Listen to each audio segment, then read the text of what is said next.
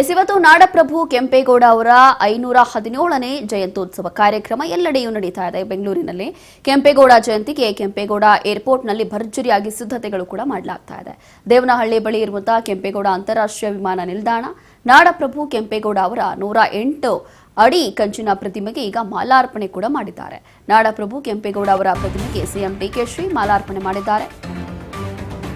ಇದೇ ಕಾರ್ಯಕ್ರಮದಲ್ಲಿ ಸಚಿವರು, ಶಾಸಕರು, ಹಲವು ಗಣ್ಯರು ಕೂಡ ಭಾಗಿಯಾಗ್ತಾರೆ.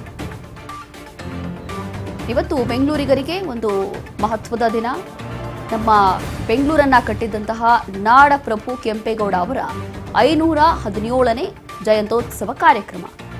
ಹಾಗಾಗಿ ಈಗ ಸಿಎಂ ಡಿಕೆ ಶಿವಕುಮಾರ್ ಅವರು ಮಾಲಾರ್ಪಣೆ ಮಾಡಿದ್ದಾರೆ. ಅವರ ಪುತ್ಥಳಿಗೆ ಕೆಂಪೇಗೌಡ ಜಯಂತಿಗೆ ಕೆಂಪೇಗೌಡ ಏರ್ಪೋರ್ಟ್ನಲ್ಲಿ ಭರ್ಜರಿ ಸಿದ್ಧತೆ ಮಾಡಲಾಗಿತ್ತು. ದೇವನಹಳ್ಳಿ ಹತ್ರ ಇರುವಂತಹ ಕೆಂಪೇಗೌಡ ಅಂತಾರಾಷ್ಟ್ರೀಯ ವಿಮಾನ ನಿಲ್ದಾಣದ ಬಳಿ ಇರುವಂತಹ 108 ಅಡಿ ಕಂಚಿನ ಪ್ರತಿಮೆ, ಇದಕ್ಕೆ ಸಿಎಂ ಡಿಕೆ ಶಿವಕುಮಾರ್ ಮಾಲಾರ್ಪಣೆ ಮಾಡಿದ್ದಾರೆ ನಾಡಪ್ರಭು ಕೆಂಪೇಗೌಡ ಅವರ ಪ್ರತಿಮೆಗೆ.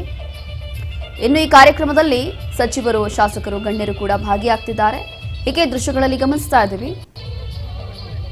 ವಿಶೇಷವಾಗಿ ಮಾಡಿರುವಂಥದ್ದು 108 ಅಡಿ ಕಂಚಿನ ಪ್ರತಿಮೆ, ಬಹಳ ಆಕರ್ಷಕವಾಗಿ ಮಾಡಿರುವಂಥದ್ದು. ಹಾಗಾಗಿ ಇವತ್ತು ಬಹಳ ದೊಡ್ಡ ದಿನ. ಕಾರಣ ಏನು ಅಂತಂದರೆ, ನಮ್ಮ ಬೆಂಗಳೂರನ್ನು, ನಮ್ಮ ನಾಡನ್ನು ಕಟ್ಟಿರುವಂಥ ನಾಡಪ್ರಭು ಕೆಂಪೇಗೌಡ ಅವರ ಜಯಂತ್ಯೋತ್ಸವ ಕಾರ್ಯಕ್ರಮ. ಹಾಗಾಗಿ ಈಗ ಸಿಎಂ ಡಿಕೆ ಶಿವಕುಮಾರ್ ಅವರು ಕೂಡ ಈ ರೀತಿಯಾಗಿ ಮಾಲಾರ್ಪಣೆ ಮಾಡಿದ್ದಾರೆ. ಅವರ ಜೊತೆ ಹಲವು ಗಣ್ಯರು ಕೂಡ ಭಾಗಿಯಾಗಿದ್ದಾರೆ. ದೃಶ್ಯಗಳಲ್ಲಿ ಗಮನಿಸ್ತಾ ಇದ್ದೀವಿ. ಮಾಲಾರ್ಪಣೆ ಮಾಡಿದ್ರು, ಅದಾದ ನಂತರ ಹೀಗೆ ಆರತಿ ಮಾಡೋ ಮೂಲಕ ಪೂಜೆಯನ್ನು ಕೂಡ ಸಲ್ಲಿಸಿದ್ದಾರೆ.